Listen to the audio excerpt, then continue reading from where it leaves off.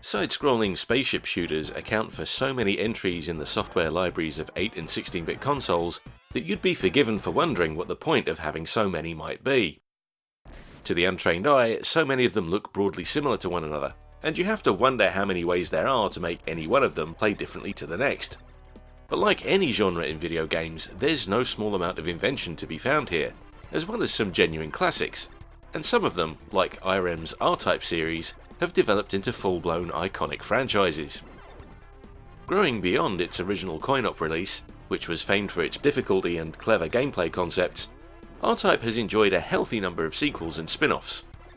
Eventually, the series would move away from arcades and make a new home for itself on consoles, with system-exclusive releases like R-Type Delta and the excellent R-Type Final on Sony's home consoles. But it was the 16-bit Super Nintendo that would receive the first R-Type games that you wouldn't find anywhere else, and the series was apparently considered a big enough draw that it would find its way into the early lineup of launch titles for the console, in the form of an interesting, if deeply flawed, remix of Irem's arcade game R-Type 2, imaginatively titled Super R-Type.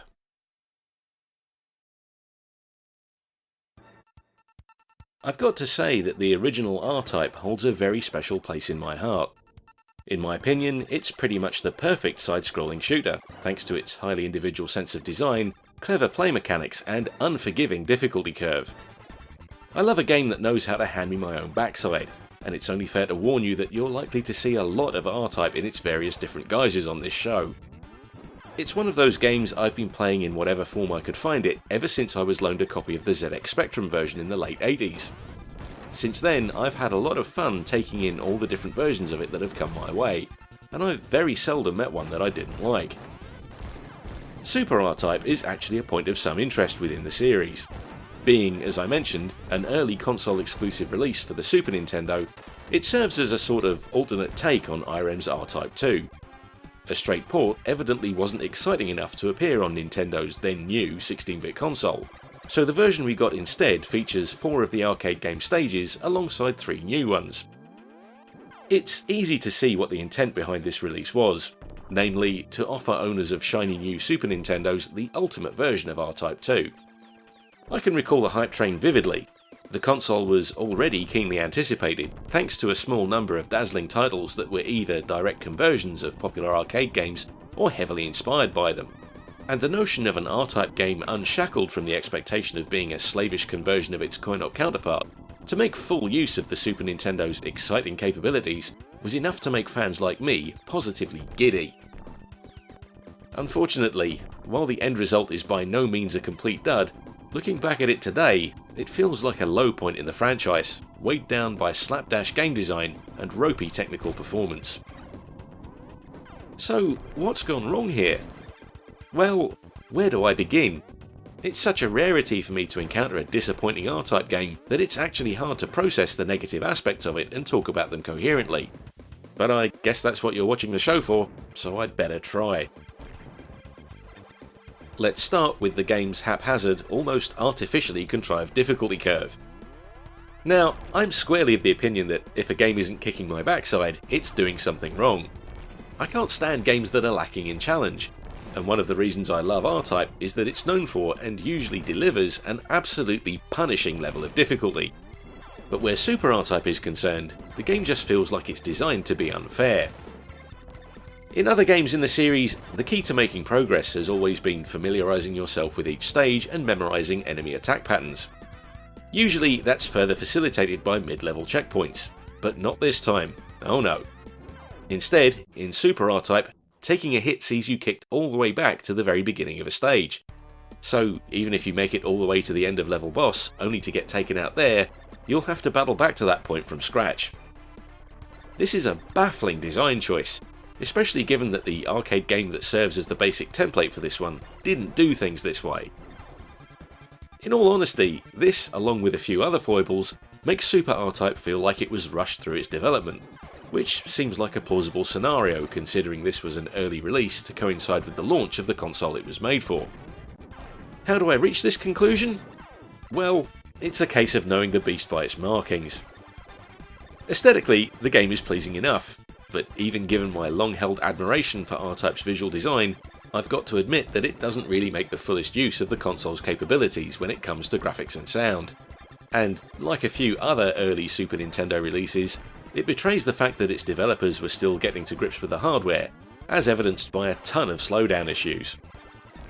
Whenever the screen gets busy, which is often given how much Super R-Type likes to throw at you, the pace of the game is reduced to a stuttering crawl.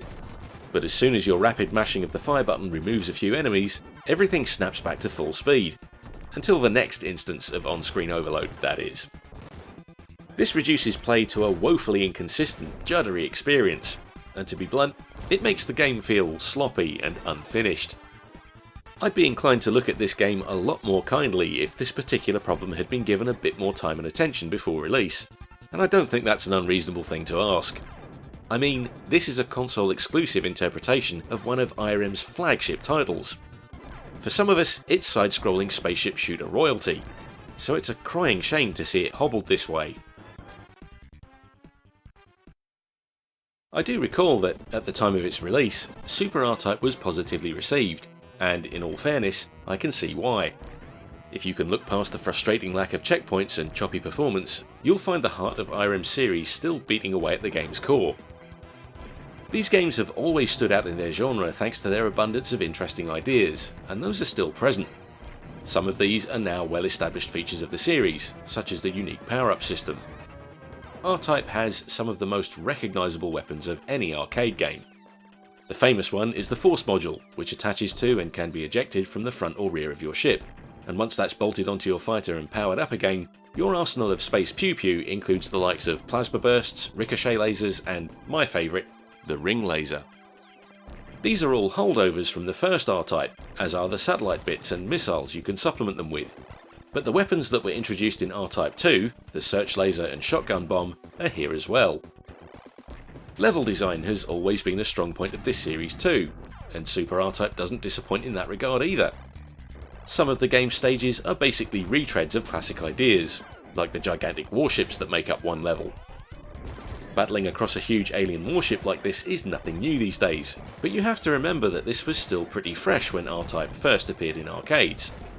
It's just unfortunate to note that the newly conceived stages for this release aren't really as good as the ones cribbed directly from the arcade. To me, they don't seem to have the same feel or R-Typeness about them, if that makes sense, or mind the same seam of inventive design seen elsewhere in the series. They're still pretty solid though, and each stage is filled with attacking enemies that come at you in some deviously plotted attack patterns. Even when you know what to expect, it's easy to get caught out. Ironically though, where I'd applaud that in any other shooter, here it just amplifies frustration, because a moment's lapse means that, you've guessed it, you've got to slog through an entire stage again just to get to where you were before, and that gets old really quick. It's maybe worth mentioning that Super R-Type is much more forgiving on its very easiest difficulty setting, where the enemy fires back at you far less frequently and your charge shot seems to take less time to power up. But again, this actually proves to be an irksome detail, at least if you're the kind of gamer like me who wants to be challenged but still make progress at a fair rate. I don't want to play games on their easiest setting just to stand a chance of seeing their later stages, and if not for that checkpoint problem, it wouldn't feel necessary here. Remember when I said earlier in this review that I've yet to meet a version of R-Type that I haven't liked? Well, in spite of my remarks against Super R-Type, I can still say that. More or less.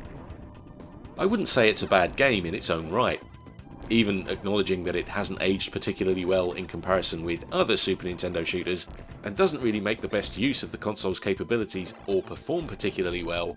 I still had fun with it. I don't dislike it. It still looks and feels the part, and ponies up a decent R-Type experience.